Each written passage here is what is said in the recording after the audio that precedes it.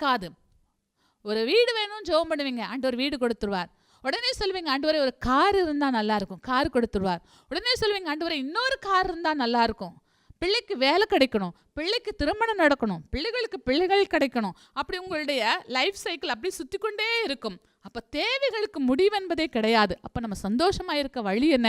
ஆண்டவரே ஸ்தோத்திரம், இம்மட்டும் நீர் நடத்தி வந்தீர், இதற்கு நானோ என் வீட்டாரோ பாத்திரவான்கள் அல்ல, இம்மட்டும் நீர் நடத்தி வந்தேன், இது உங்களுடைய சுத்த கிருபை என்று சொல்லி அவருக்கு உங்களை முற்றுமுடிய அர்ப்பணிக்கும் போது உங்கள் சந்தோஷம் நிலைத்திருக்கும்.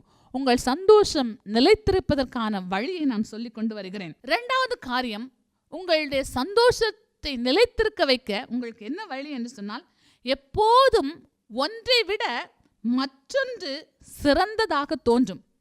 எப்போவுமே ஆண்டவர் உங்களுக்கு ஒரு வேலை கொடுத்துருவார். உடனே நீங்கள் என்ன சொல்லுவீங்கன்னா, ஆண்டவரே அவனுக்கு கொடுக்குற வேலை என் வேலையை விட பெஸ்ட்டாக இருக்குது, என்னை விட அவன் அதிகமாக சம்பாதிக்கிறான், என்னை விட அவனுக்கு அழகான வீடு இருக்குது, என்னை விட அவனுக்கு அழகான குடும்பம் இருக்குது என்று சொல்லி உங்களுக்கு ஆண்டவர் என்ன கொடுத்திருக்கிறாரோ அதை குறித்து முறுமுறுத்து கொண்டே இருக்கும்போது உங்கள் சந்தோஷம் தடைபடுகிறது.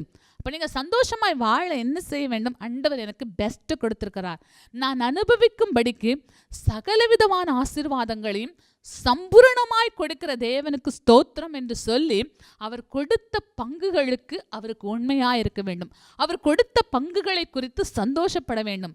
தேவன் எனக்கு சிறப்பான சுதந்திரத்தை கொடுத்திருக்கிறார், தேவன் எனக்கு நல்ல பங்கு கொடுத்திருக்கிறார் என்று சொல்லி அவரை குறித்து நீங்கள் சந்தோஷப்பட வேண்டும். துதியின் கோட்டை ஆலயம் புதிய பேருந்து நிலையம் அருகில், திருநெல்வேலி 620007 தமிழ்நாடு, தென்னிந்தியா. இணையதள முகவரி www.fortopriceministries.org.